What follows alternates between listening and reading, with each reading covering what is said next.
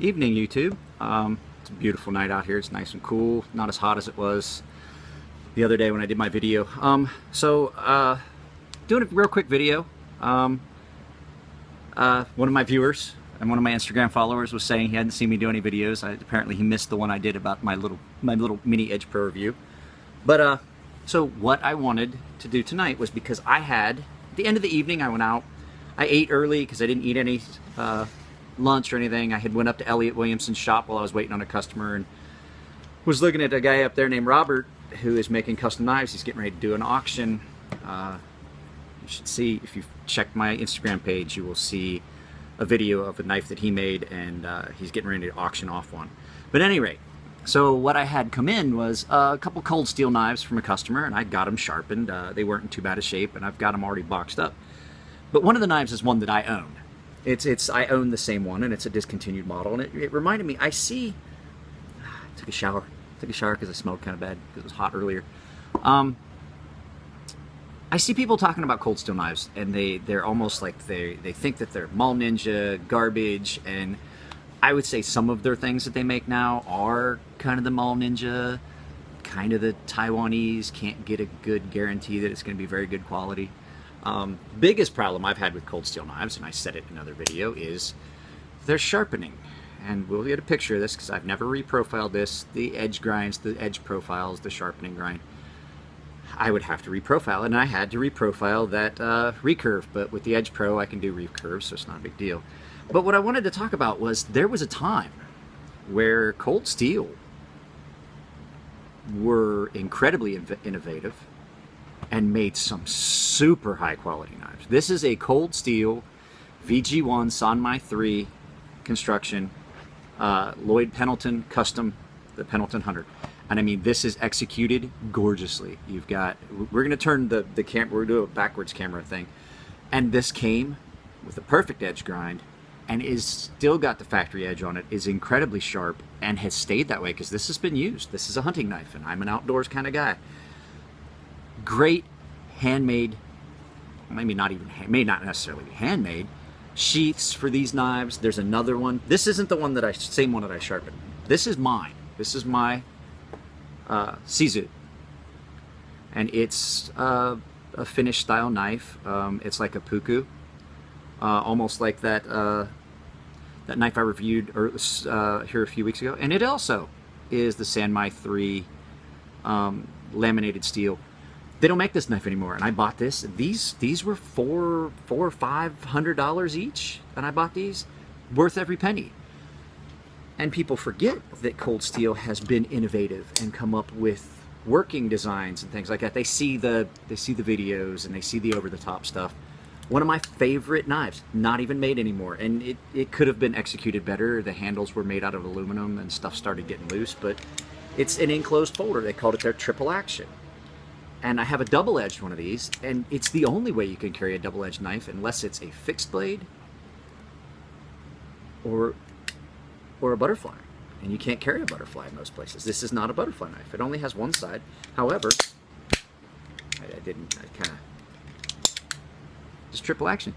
But the reason I brought this one out is because people forget this extremely popular Tanto, the Tanto craze. They pretty much started it. This Americanized Tanto with the hollow and then the flat. These ones, back in the day, when they were making Tantos and they were making them in Japan, they were doing a VG1, this is VG1 stainless in Japan, and they were not having stuff in China and Taiwan. This thing was insanely sharp, and still is.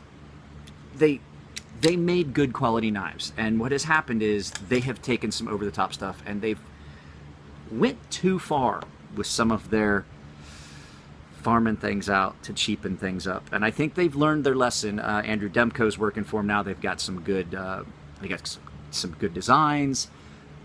They've got the triad lock now. If you've got triad lock, amazing lockup. That pin, this pin right there, that's what does it. Andrew Demko came up with that. It's a lock back that has an additional feature.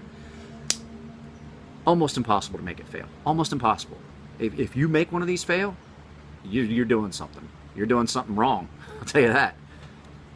So I'm going to turn the camera around so you can get a look at the kind of quality that they offered before.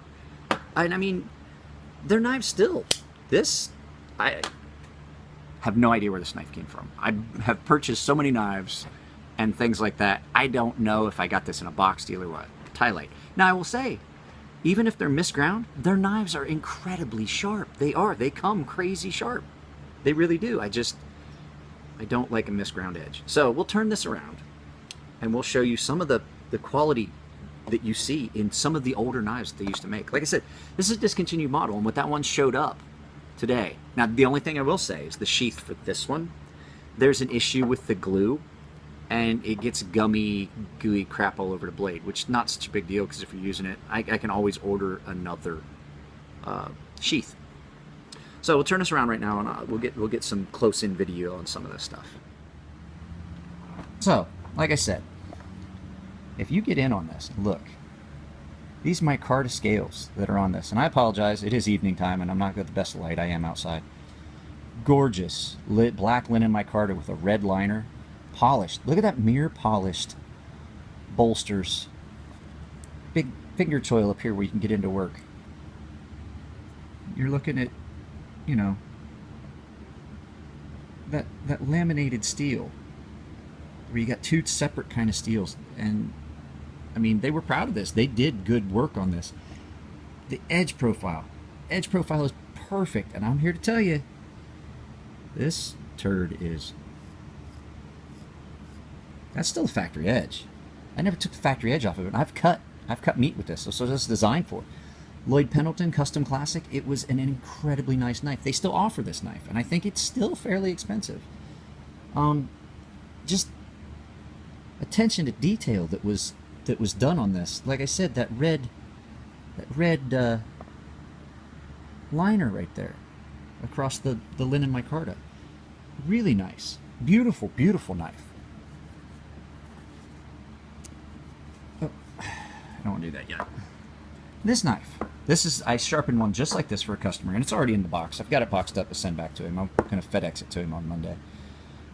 Another knife that just extremely well done, and I actually got this into something and the markings came off the blade, but if you can see, it's a Sizu.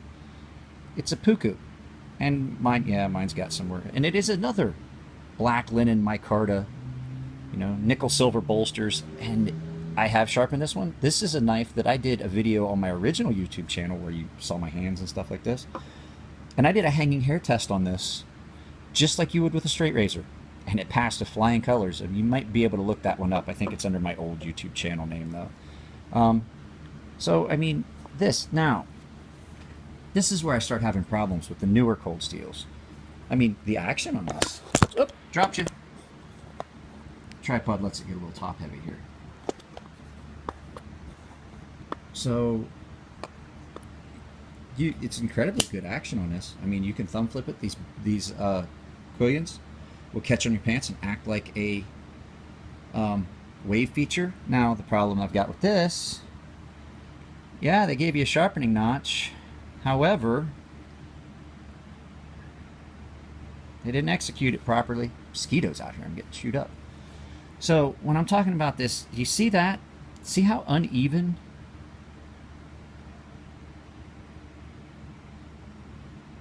See how that tip is so... now it's not going to want to focus. Let's see here. Can I get it to focus? See how you get one angle that's way steeper than the other at the tip? And you can see it when you look at the cut of that grind. See how that grind comes down like that, and then on this side it doesn't. See how you don't have, see how much farther in? I don't know if you're gonna be able to, there you go. See that versus that? It's not ground well. It really isn't. And that's what happens, and you see how it comes way down like that. Yeah, they have issues with their grinding. And this knife, while it is smooth, will it stay that way for how long? Who knows? Who really knows? But I mean, if you're a 20-year-old kid, you want a good knife, cold steel's not a bad choice. It's the cold steel, I think it's a Tylite AUSA 8. Now, so this knife, my little Warncliffe, this one didn't have a grind issue. It really didn't. And I've gotten it sharp, and I carry this a lot. This actually is usually in my left pocket.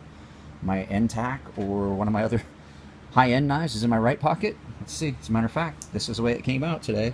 I got my Ferrum Forge end tack in my right pocket and my cold steel in my left.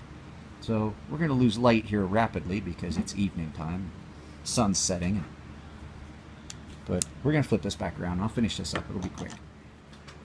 So yeah, I mean, just because cold steel has managed to pick up that mall ninja-esque thing, and they've got their videos where you see them doing all the crazy stuff, and now they're dressed up with these like zombie hunting outfits that they're wearing on their videos. I've seen them online, and they do the crazy stuff with the pig skulls and stuff like that. But I mean, when it comes down to it, when you're doing torture tests like that, if you're validating what you're telling people. I mean, you can't really fault them for putting it out there, saying, hey, look what we can do.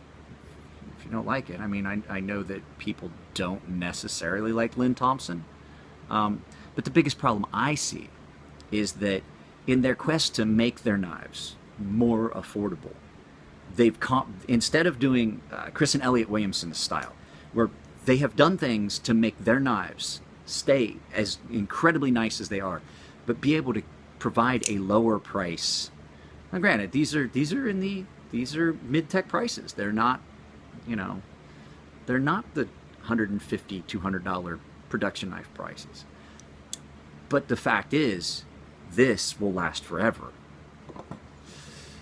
This may last till next Thursday. You know, the way I use knives. But this isn't the kind of knife I would use. That's why I'm surprised that I even have it. I don't know. I think I ordered a bunch of stuff and just forgot. Might have been drunk.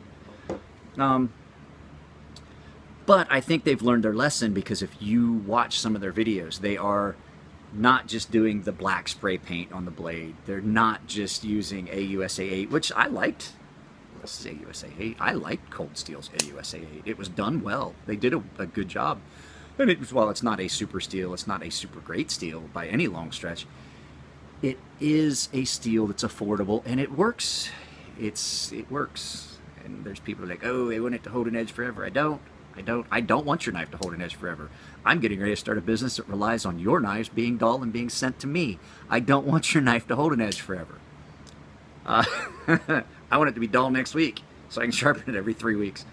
But they've learned a lesson. They're doing DLC coded CTXH8 or CTSXHP, which I heard somebody say that the XHP, I'm not going to name them, but they'll know who it if they watch the video, said yep, CTSXHP takes a shit edge, but it holds it forever. So it'll take a garbage edge and just hold it forever. You can't ever get it real sharp, but it'll fucking stay that almost sharp forever. So yeah, I mean, I've got more cold steel knives in there, because sometimes you want something that you can just, a $60, $70 knife. If I lose it, I'll buy another $60, $70 knife. Mosquitoes chewing up my legs, itches. So yeah, no, that's it. So the White Castle on Instagram, here's your video. I told you there'd be one coming. Like I said, there's gonna be one in Japan, even if it means that I videotape it, save it, and bring it back. I don't know how fast my brother-in-law's internet. I haven't been there for a year. I don't remember how fast it was. I never tried to upload any videos or anything, so did watch what I could watch on YouTube from there. So yeah, just like I said, don't always follow peer pressure. Oh God, it's a cold steel, it's horrible. No, there's still to this day one of the nicest knives, fixed blades, I've ever owned. I have a couple fixed blades. I have this one, I have the other cold steel, and I have a Puma Bowie that's an older one that was made before they started sending stuff. Same thing, sending stuff to Taiwan. Sometimes these companies are going to learn their lessons, I mean, and maybe we're coming back around. I would love to see Cold Steel try to start making things stateside again. That would be great. That would be amazing. I would love to see that.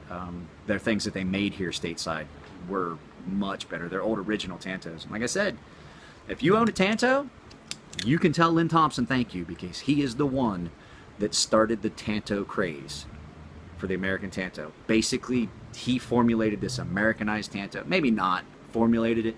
But I'll tell you what, he was one of the first makers that was making them consistently. And this one executed very well. You can shave with it, and I never really have done much to this. So, yeah, no, that's it, YouTube. You guys take it easy. We'll, maybe I'll find something new. Maybe I'll get something new in the mail and do a video about that. All right, you guys take, like I said, keep in mind, gunmonkey1974@gmail.com, or yeah, gunmonkey1974@gmail.com. If you find my Instagram page, I have my card on there, which has my phone number. I will not be here once again for the entire month of August. I will set up my email account with an away message if that's what it takes. But yeah, all right, you guys, you take it easy. Take it easy and have a good evening. I tried to put two sentences together in one.